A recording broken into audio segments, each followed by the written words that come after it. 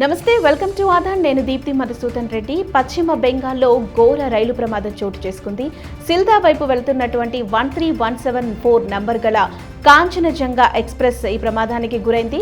Railway track పై ఆగి ఉన్నటువంటి Kanchenjunga express ని గూడ్స్ రైల్ అతి వేగంగా వచ్చి ఢీకొట్టింది. ఇక్కడ గమనించవలసిన విషయం ఏంటంటే, ఢీకొట్టినటువంటి గూడ్స్ రైల్ దాదాపు 15 మీటర్లు ఎత్తుగా గాలిలో నిలబడటం ఇక్కడ గమనించాలి. అయితే ఈ ఘటనలో దాదాపు 20 నుంచి 25 మందికి తీవ్ర గాయాలైనట్టుగా కూడా తెలుస్తుంది. ఇంకా మరికొంతమంది దుర్మరణం చెందినట్టుగా కూడా తెలుస్తుంది. దీనిపై మరిన్ని వివరాలు మా ప్రతినిధి బాబయ్య అందిస్తారు. బాబయ్య, చెప్పండి, ప్రస్తుతం పశ్చిమ బెంగాల్లో పరిస్థితి ఏ విధంగా ఉంది? దీప్తి, ప్రస్తుతం పశ్చిమ బెంగాల్లో ఒక రైలు ప్రమాదం అనేది చోటు చేసుకుంది. ఈ రైలు ప్రమాదంలో 20 నుంచి 25 మంది గాయాలు పాలయ్యారు. క్షతగాత్రులకి ఇమీడియట్గా వైద్య చికిత్సలు అందించడానికి అంబులెన్స్ని కూడా అక్కడికి పంపిస్తున్నట్టు పశ్చిమ బెంగాల్ ముఖ్యమంత్రి మమతా బెనర్జీ ఆల్రెడీ వెల్లడించారు. అయితే ఇంకా 5గురు మాత్రం చనిపోయినట్టుగా తెలుస్తోంది. ఇక చూసుకుంటే ఈ కాంచనజంగా ఎక్స్ప్రెస్ ఏదైతే ఉందో ఇది ప్రమాదానికి గురైంది. ఈ రైలుని వెనక నుంచి గూడ్స్ ట్రైన్ వచ్చేసి ఢీకొట్టడం వల్ల ఈ ప్రమాదం సంభవించింది. ఈ కాంచనజంగా ఎక్స్ప్రెస్ అనేది సిల్చార్ నుంచి కోల్కతా వెళ్ళే ట్రైన్. ఇది ఆగి ఉన్నప్పుడు ఎక్కడ ఆగి ఉందంటే, ఇది న్యూ జల్పాయిగురి స్టేషన్కి సమీపంలో రంగపాణి స్టేషన్ అనేది ఉంటుంది.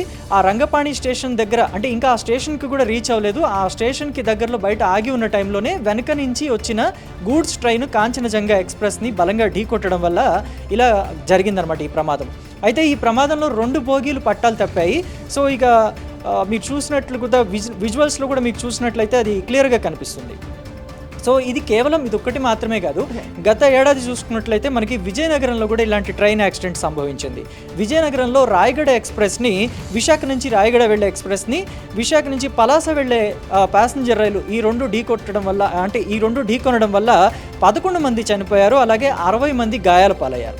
అంతకుముందు చూసుకుంటే ఈ ట్రైన్ యాక్సిడెంట్ ఒరిస్సాలో బాలాసోర్ దగ్గర జరిగిన ట్రైన్ యాక్సిడెంట్ ఇది చాలా పెద్దదని చెప్పుకోవచ్చు. సో ఈ ట్రైన్ యాక్సిడెంట్లో 296 మంది చనిపోయారు దీప్తి. అలాగే 1200 మందికి పైగా గాయాల పాలయ్యారు. సో ఇది కోరమండల్ ఎక్స్ప్రెస్. దీనిని గూడ్స్ ట్రైన్ ఢీకొట్టడం వల్ల 21 కోచెస్, మొత్తం 21 బోగీలు డీరైల్ అయ్యాయి. అంటే మొత్తం పట్టాలు తప్పాయి 21. సో ఇది అర్ధరాత్రి జరగడం వల్ల చాలా పెద్ద ప్రమాదము, పైగా ఎక్కువ మంది చనిపోయారు. దీన్ని చాలా పెద్ద ప్రమాదంగా పరిగణించవచ్చు దీప్తి. అయితే ప్రస్తుతానికి వస్తే రైట్, అంటే గతంలో చూసినట్లయితే కోరమండల్ ఎక్స్ప్రెస్ కానీ ఇప్పుడు జరిగినటువంటి కాంచనజంగా ఎక్స్ప్రెస్ ఇన్సిడెంట్ 2 కూడా గూడ్స్ ట్రైన్ ఢీకొట్టడం వల్లే జరిగాయి.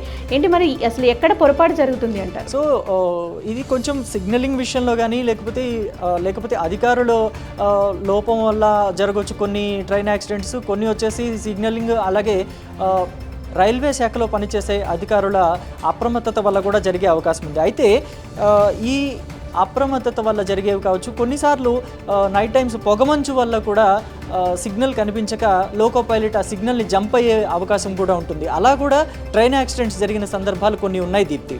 అయితే ఇటువంటి యాక్సిడెంట్స్కి అన్నిటికీ ఫుల్ స్టాప్ పెట్టడానికే కవచ్ అనే ఒక వ్యవస్థని తీసుకురాబోతుంది ఇండియన్ రైల్వే. దీనిని research and design and standards organisation ద్వారా ఇండియన్ రైల్వే డెవలప్ చేయబోతోంది. సో ఆల్రెడీ దీని గురించి 2012 నుంచే పనులు ప్రారంభమయ్యాయి, ఈ కవచ్ అనే వ్యవస్థని అందుబాటులోకి తీసుకురావడం కోసం అని చెప్పేసి.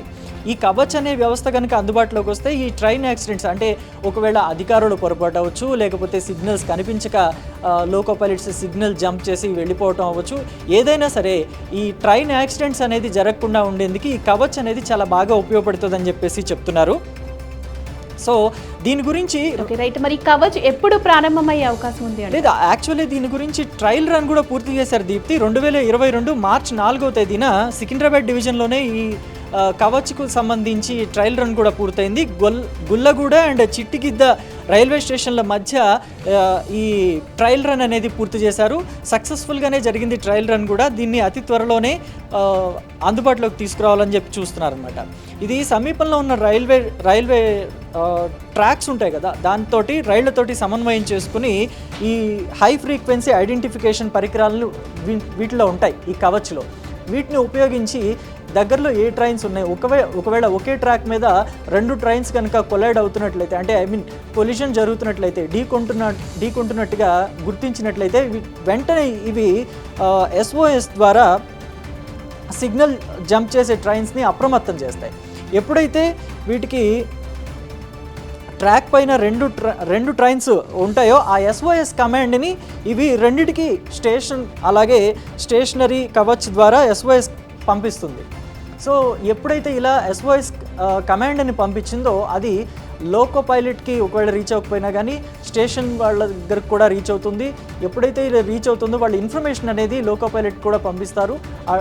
అప్పుడు ఆటోమేటిక్ సిస్టమ్ ద్వారా అయినా లేకపోతే బ్రేక్ సిస్టమ్ ద్వారా అయినా ట్రైన్ని స్టాప్ చేసి ప్రమాదాన్ని అవాయిడ్ చేసుకునేందుకు చాలా వీలుంటుంది. దీప్తి, దీన్ని ఇండియన్ రైల్వే చాలా ప్రతిష్టాత్మకంగా తీసుకుని డెవలప్ చేయాలని చూస్తుంది.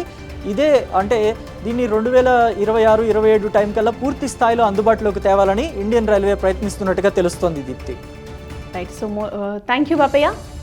సో మొత్తానికి రైలు ప్రమాదాలని అరికట్టేందుకు ఇండియన్ గవర్నమెంట్ కవచ్ అనే ఒక కొత్త సిస్టమ్ని అయితే తీసుకొస్తుంది. మరికొన్ని రోజుల్లో ఇది ఇంప్లిమెంట్ చేయబోతున్నట్టుగా కూడా తెలుస్తుంది. ఇప్పటికే దీనిపై ట్రయల్ రన్ కూడా పూర్తయింది. మరికొన్ని రోజుల్లో కవచ్ అనే సిస్టమ్ రావడంతో దీని ద్వారా ఈ రైలు ప్రమాదాలని పూర్తిగా అరికట్టవచ్చు అనేది చెప్తున్నారు. ఇది రైల్వే ఇన్సిడెంట్కి సంబంధించిన అప్డేట్స్.